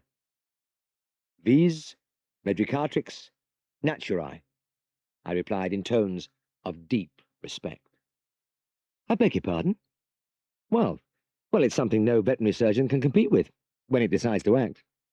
The healing power of nature. "Are you all right, Mr. Herriot?" Lionel Bruff looked at me solicitously as I crawled on hands and knees through the gap in the wire netting. "Yes," I gasped. Lionel was very thin, and he'd slipped through the aperture like a snake, but I was having a little difficulty. There were some unusual farms and small holdings in our practice. Converted railway wagons, hen houses, and other artifices, but this one I always thought took the prize. Lionel was one of a plentiful breed in those days, a roadman who kept livestock as a sideline and hobby. Some of them had 4 cows, others a few pigs, but Lionel had the lot. He had housed his motley collection in a large hut by the side of his cottage.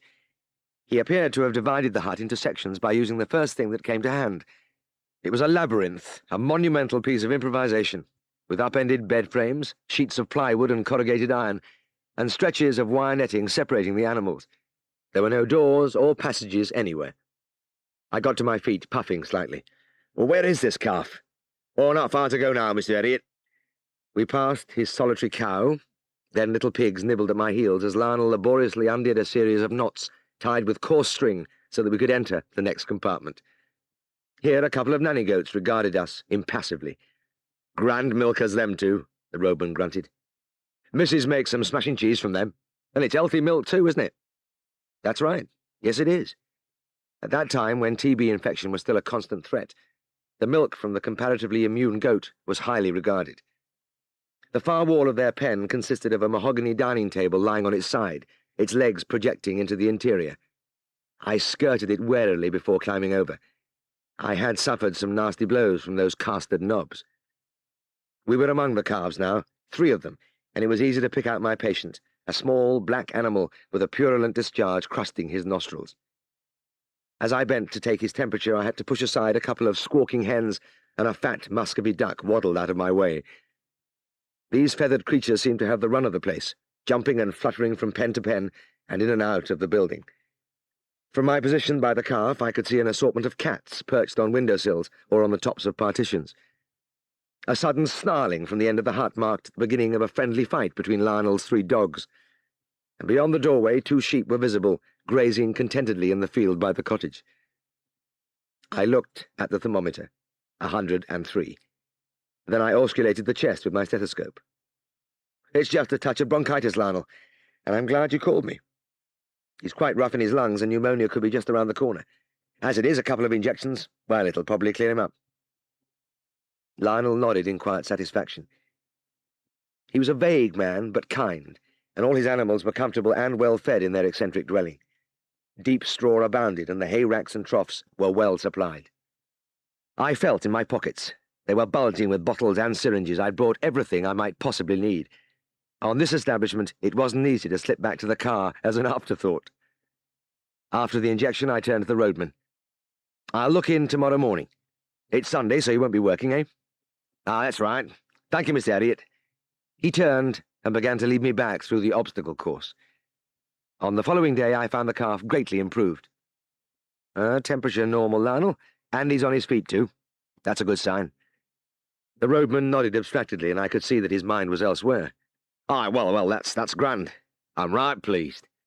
His eyes looked past me vacantly for a few moments. Then he suddenly seemed to come back to the world. "Mr. Herriot." His voice took on an unaccustomed urgency.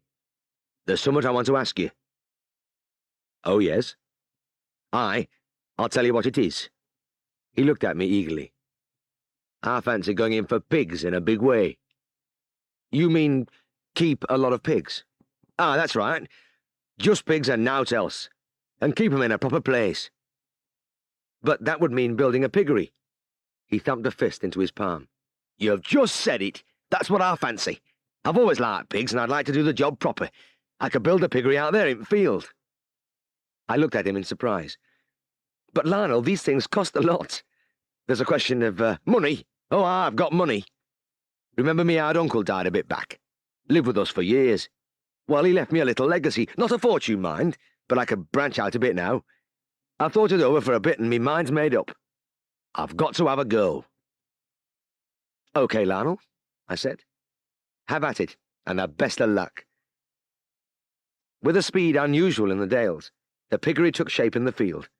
Rows of concrete pens with a covered yard appeared, and within a few weeks sows and a boar were installed in the pens, and a solid bunch of porkers grunted among the straw in the yard. To me, this modern structure looked out of place, with the ancient dry stone walls encircling its green setting, and the smooth bulk of the fell rising to the stark moorland above. But I hoped it would bring Lionel the satisfaction he craved. Lionel had to get up earlier in the morning to feed and clean out his pigs, but he was a fit man, and he seemed to be enjoying it. His vet bills went up, of course, but there was nothing serious, and everything I treated went on well. An occasional sow with mastitis, a farrowing, a few piglets with joint ill. He accepted these things without complaint because the old adage, "Where there's stock, there's trouble," was as familiar to him as to anybody else. He certainly wasn't as relaxed as he had been. He was happy, though, caring for his fine new charges, but there was a tautness in his expression, a slight anxiety which had not been there before. And there was anxiety in his voice when he rang me one evening. "Just got back from work, Miss Herriot, and there's some young pigs here I don't like look of." "What symptoms are they showing, Lionel?" "Well, they haven't been doing right for a bit. Not thriving like t'others, you know. But they've been eating, and not really off it like, so I haven't bothered you." "Well, how about now?" There was a pause. "Well, they look different now. They're kind of crambly on their back legs, and they're scouring a bit. And there's one dead. I'm a bit worried." I was worried, too. Instantly and profoundly. It sounded horribly like swine fever. In my early days, those two words were burned into my soul, and yet to the modern young vet they don't mean a thing. It wasn't as bad as foot and mouth in that respect, but the same principles held good. If I didn't recognize the symptoms, pigs might go from that farm to a market and be sold to places scattered over many miles, and every pig would carry its own load of infection and would spread the incurable disease among its healthy neighbours. Then the Ministry of Agriculture would be called in, and they would painstakingly trace the thing right back to Herriot, the man who had made the original, unforgivable blunder. At the farm, Lionel led me to the pen at the far end of the yard. "They're in there," he said gloomily.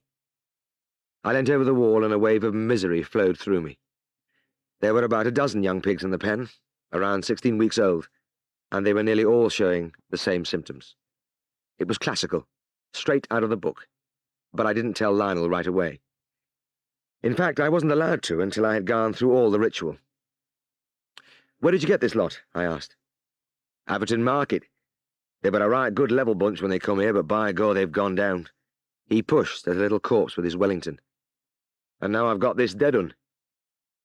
"Yes, well, I'll have to open him up and look inside, Lionel." My voice sounded weary. I was starting again on the agonizing merry-go-round. "I'll get my knife from the car." I came back with the post-mortem knife, rolled the dead pig on its back, and slit open the abdomen. How often I'd done this with just the same feeling of taut apprehension. I did not find what I was looking for. Here I was again. I was sure this was swine fever, but I couldn't say so to the farmer. The ministry insisted that theirs was the right of diagnosis, and until they issued confirmation, I could say nothing. I sat back on my heels. "Lionel, I'm sorry, but I have to report this as a suspected case of swine fever." "Oh, hell. That's bad, isn't it?" "Well, yes, it is, but we can't be positive until the ministry confirm it. Now, I'm going to take some samples and send them off to the laboratory in Surrey." "And can't you do out to cure them?" "Well, no, I'm afraid not. It's a virus, you see. There is no cure." "Well, how about t'others? Does it spread?" "Yes, it spreads like anything. Now, you'll have to take every precaution. Keep a tray of disinfectant outside this pen, and dip your boots if you have to go in. It might not be what I fear. I'll send these samples off to the lab, and I'll let you know what they say. In the meantime, get these powders into them, either in their food or by dosing." Within a few days, I got the result. The ministry were unable to confirm the presence of swine fever on these premises. On that day, I also heard from Lionel. "Them pigs is worse. Your powders have done no good and I've another dead 'un." Again the dash to the piggery and the post-mortem examination, and this time, as I slit the intestine along its length, I really thought I'd found something definite. Surely these ulcers were slightly raised and concentric. The ministry must confirm it this time, and then at least we would know where we were. When the word came back that the ministry were once more unable to confirm the disease, I could have cried. I appealed to Siegfried. "Look, what the hell are they playing at? Can you tell me how they ever diagnosed swine fever from these samples at the lab?" "Oh, yes." My partner looked at me gravely. "They take the length of bile from the paper and throw it against the ceiling. If it sticks there, it's positive. If it falls off, it's negative." I gave a hollow laugh. "Well, I've heard of that one before, and sometimes I feel like believing it. But don't be too hard on the ministry, boys," Siegfried said. "Remember, they have to be dead sure before they can confirm, and they'd look damn silly if they were wrong." I groaned. "I know, yes, I know. I'm not blaming them, really. It's just that poor old Lionel Buff is sitting on the edge of a precipice, and I can't do anything to help him." "Yes, James, it's a hell of a situation. I've been there and I know." 2 days later, Lionel rang to say he had another dead pig. My brain seemed to have worked it out during the night because my decision was crystal clear. When I got there, I knew exactly what I had to do. "Lionel," I said, "you've got to slaughter every healthy pig on the place." His eyes widened. "But there's hardly anything ready for killing yet. And there's in-pig sows and all sorts." "Look, yes, I know, Lionel, but if the disease had been confirmed, I would have advised you to get rid of them all. You are under restrictions, and as you know, you can't send any pigs to the market, but I can give you a license for all the healthy pigs to go to the bacon factory. This way I can save you about a couple of £1,000. "But what if it isn't swine fever?" He had me there. Under those steady eyes, I could only give him an honest answer. "Well, if it isn't, Lionel, I'll be costing you thousands instead of saving you thousands." Aye, I see that. But you think it is, eh? As I told you before, I'm not allowed to make an official diagnosis, but in my own mind I'm bloody sure it is." He nodded quickly. "Right, Mr. Herriot, start making out your licenses. I've got a bit of faith in you." A bit of faith was a tremendous compliment from a plain Yorkshireman, and I hoped fervently that it was not misplaced. I got out my blue forms and started to write. It wasn't long before the new piggery was an empty, silent place. Towards the end of the episode, I heard from the ministry that they had confirmed the disease. I showed the letter to Lionel, and he put his spectacles on and read it through very carefully. "You were right, then," he said. "So it were a good job we did what we did." He folded the paper and handed it back to me. "I got a nice bit from their factory for them pigs we sent in, and if we'd hung on, I'd have gotten out." "I'm grateful to you, Mr. Herriot." So that was what I got from that simple man after he'd seen his dream collapse and melt away. No moaning, no complaints, only gratitude. One evening when I'd finished seeing a few dogs and cats, I found Lionel sitting in a corner of the waiting room. "Mr. Herriot," he said without preamble, "I want to start again." "What, you mean with pigs?" "Aye, I want to fill that place up again. Can't bear seeing it standing empty." And indeed it wasn't long before the piggery echoed once more to the grunts, snorts and squeals of a new colony, and it wasn't long either before trouble struck. Lionel's voice on the phone was more agitated than I'd ever heard it. "I've just got back from me work, and me pigs are in hell of a state, Mr. Herriot, laid out all over the place." My heart gave one mighty wallop against my ribs. "What do you mean, Lionel? Laid out?" "Well, it's like they were taking fits." "Fits?" "Aye. They're on their sides, kicking and slavering, and when they get up, they stagger around and fall down again." "I'll be right out." The yard was littered with pigs of all sizes, from young stores to big, pregnant sows. Some of them were reeling and toppling in the straw, but most were on their sides, foaming at the mouth, trembling, and pedalling frantically with their feet at the empty air. Lionel turned to me with an attempt at a smile. "Well, we can't license off the healthy pigs this time. There aren't any." I shook my head dumbly. I was utterly bewildered. I found my voice at last. "When did this start?" "Well, they were as right as ninepence this morning, so a lot of them, bawling for their grub like they allers do. Then when I come home, they were like this." "But damn it, Lionel," I said almost in a shout, "it's too sudden, it doesn't make sense. Aye, that's what the plumber said when he saw 'em. Got a bit of a shock, that fella did. Plumber? Aye. The missus noticed at dinner time that pigs had no water. She sent for Fred Buller, and he come out this afternoon. Said there was a blockage in the pipe somewhere. He's put it right now. Then they've been without water for most of the day? Aye, reckon so. Aye, they must have. Oh, glory be, now I knew. I was still full of apprehension, but the worry was suddenly lifted from me. Whatever happened now, it wasn't my fault. So, that's it, I gasped. Lionel looked at me questioningly. What do you mean? The water? That'd only make 'em a bit thirsty. No, they're not thirsty. They've got salt poisoning. Salt poisoning? But they haven't had no salt. Yes, they have. There's salt in nearly all pig meal. I grabbed his arm and hustled him into the yard. Come on, let's get some of these pigs on their feet. I selected a big sow which was lying quiet between convulsions and started to push at her shoulders. They've been without water. That's what happened, and that causes a higher concentration of salt in the brain. Gives them fits. Push, Lionel, push. We've got to get her over to that trough. There's plenty of water in there now. I could see that he thought I was raving, but he did help me to raise the sow to her feet, and we supported her on either side as she tottered up to the long metal trough which bounded one side of the yard. She took a few gulps at the water, then collapsed. Lionel took a few panting breaths. She hasn't had much. No, and that's a good thing. Too much would make 'em worse. Now let's try this other pig. She's lying very still. Makes 'em worse. He began to help me lift. How the hell's that? Never mind, I puffed. It just does. I couldn't very well tell him that I didn't know myself, that I'd never seen salt poisoning before, and that I was only going by the book. He groaned as we pushed the second pig towards the trough. Oh, God help us! This is a bloody funny carry-on. I've never seen out like this. Neither have I thought. And I only hoped all these things I was taught at college were true. We spent a busy hour assisting the stricken animals to the water, or carefully dosing them when they were unable to move, and we did this by pushing a Wellington boot, with the toe cut off, into the mouths and pouring the water down the leg of the boot. The animals with the most powerful convulsions I injected with a sedative to control the spasms, and when we'd finished, I looked around the piggery. All the animals had got some water into them and were lying within easy reach of the troughs. As I watched, several of them got up, took a few swallows, then lay down. That was just what I wanted. Well, I said wearily, we can't do any more. He shrugged. Right. Come in and have a cup of tea. As I followed him to the house, I could tell by the droop in his shoulders that he had lost hope. He had a defeated look, and I couldn't blame him. My words and actions must have seemed crazy to him. They even did to me. When the bedside phone rang at 7 o'clock in the morning, I reached for it with half-closed eyes, expecting the usual calving or milk fever. But it was Lionel. The pigs, Mr. Herriot. They're all right. How do you mean all right? Are they still alive? Aye, every one. Are they ill in any way? Nay, nay. Every one of them shouting for their breakfast, just like they were yesterday morning.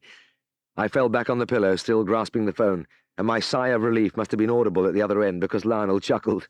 Aye, that's how I feel too, Mr. Herriot. By gor, it's a miracle. I thought you'd gone round the bend yesterday with all that salt talk, but you were right, lad. Talk about saving me bacon. Hey, you really did it, didn't you? I laughed. I suppose I did. In more ways than one.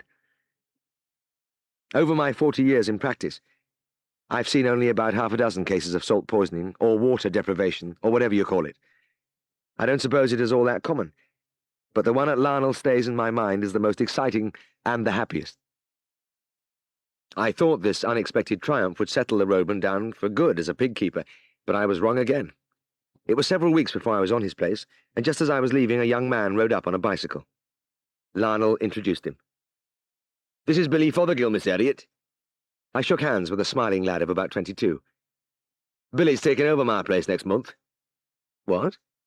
That's right. I've sold him the pigs and he's going to rent the building from me. In fact, he's doing all work now. Well, I'm surprised, Lionel, I said. I thought you were doing what you wanted to do. He looked at me quizzically. Aye, so did I for a bit. But I'll tell you, Mr. Herriot, that salt job gave me a real shock. I thought I was ruined, and that's a nasty feeling at my time of life. Billy's been pigman for Sir Thomas Rowe for 3 years now, and he's just got married. He feels like branching out for himself, like. I looked at the young man. He wasn't tall, but the bullet head, muscular shoulders, and slightly bowed legs gave the impression of great power. He looked as though he could run through a brick wall. "I know it's for the best," Lionel went on. "That piggery was all right, but it was always just a bit on top of me like, you know. Sort of worry. I reckon Billy'll manage the job better than me." I looked again at Billy's stubby features, at the brown skin and unclouded eyes, and that confident grin. "Yes," I said. "He'll manage all right." As the roadman walked back towards my car with me, I tapped his elbow. "But Lionel, aren't you going to miss your livestock? I mean, it was your hobby, wasn't it?" "By God, you're right. It was, and it still is. I couldn't do without some stock to look after. I filled up Tower Hut again. Come and have a look." We walked over to the hut and opened the door, and it was like turning back the clock. A cow, 3 calves, 2 goats, 2 pigs, and some assorted poultry, all sectioned off with outlandish partitions. I could see the bed frames and wire netting with loops of binder twine hanging from every corner. The only difference was that he had moved the dining table to a position immediately inside the door, and a grand piano lid stood proudly by the side of the cow. He pointed out the various animals and gave me a brief history of each, and as he spoke there was a contentment in his face which had been absent for some time. "Only 2 pigs, eh, Lionel?" I said. He nodded slowly. "Aye, Mr. Herriot. It's enough." I left him there and went over to the car, and as I opened the door I looked back across the field. From this angle I could shut out the garish new piggery so that I saw only the stone cottage with its sheltering trees and the old hut nearby. The roadman was leaning against the upended dining table, and as he gazed in at his mixed charges, the smoke from his pipe rose high against the backcloth of the hills. The whole picture looked just right, and I smiled to myself. This was Lionel's kind of farming. When I got back to Skeldale House that summer morning, I found Siegfried replenishing the store of drugs in his car boot. His children, Alan and Janet, were helping him. He banged down the lid of the boot. "Right, that's that for another few days." He glanced at me and smiled. "There are no more calls at the moment, James. Let's have a walk down the back." With the children running ahead of us, we went through the passage and out into the long garden behind the house. Here the sunshine was imprisoned between the high old walls, with the wind banished to the upper air and ruffling the top leaves of the apple trees. When we reached the big lawn, Siegfried flopped on the turf and rested on his elbow. I sat down by his side. My partner pulled a piece of grass and chewed it. "Pity about the acacia," he murmured. I looked at him in surprise. It was many years since the beautiful tree which had once soared from the middle of the lawn had blown down in a gale. "Yes, it is," I said. It was magnificent. I paused for a moment. "Remember, I fell asleep against it the first day I came here to apply for the job. We first met right on this spot." Siegfried laughed. "I do remember." He looked around him at the mellow brick and stone copings of the walls, at the rockery and the rosebed, the children playing in the old henhouse at the far end. "My word, James, when you think about it, we've come through a few things together since then. A lot of water, as they say, has flowed under the bridge." We were both silent for a while, and my thoughts went back over the struggles and the laughter of those years. Almost unconsciously I lay back on the grass and closed my eyes, feeling the sun warm on my face, hearing the hum of the bees among the flowers, the croaking of the rooks in the great elms which overhung the yard. My colleague's voice seemed to come from afar. "Hey, you're not going to do the same trick again, are you?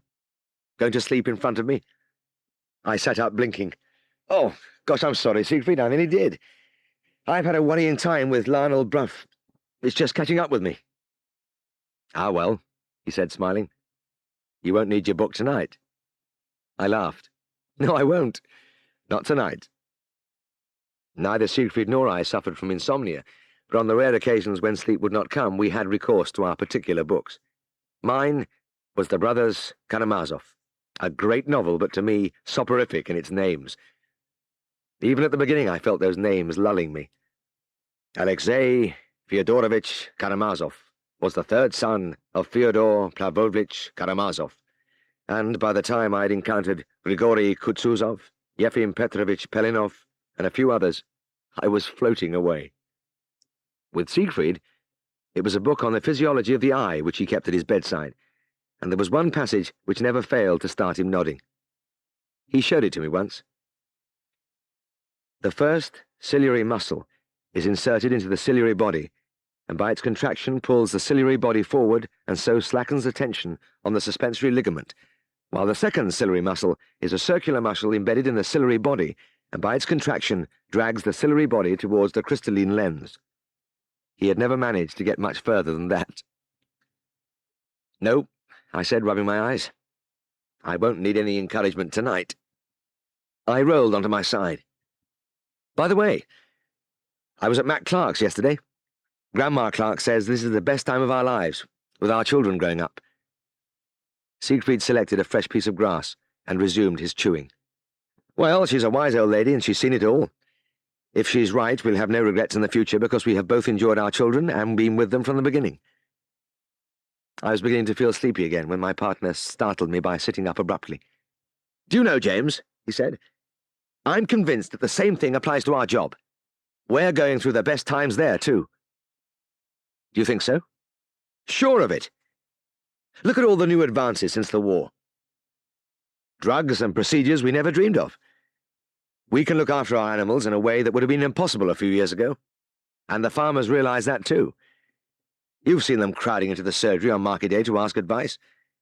They've gained a new respect for the profession, and they know it pays to call in the vet now." "Yes, that's true," I said. "We're certainly busier than we've ever been, with the ministry work going full blast too." "Yes. Everything is buzzing. In fact, James, I'd like to bet that these present years are the high noon of country practice." I thought for a moment. You could be right. But if we're on the top now, does it mean that our lives will decline later? No, of course not. They'll be different, that's all. I sometimes think we've only touched the fringe of so many other things like small animal work. Siegfried brandished his gnawed piece of grass at me, and his eyes shone with the enthusiasm which always uplifted me. "I tell you this, James. There are great days ahead."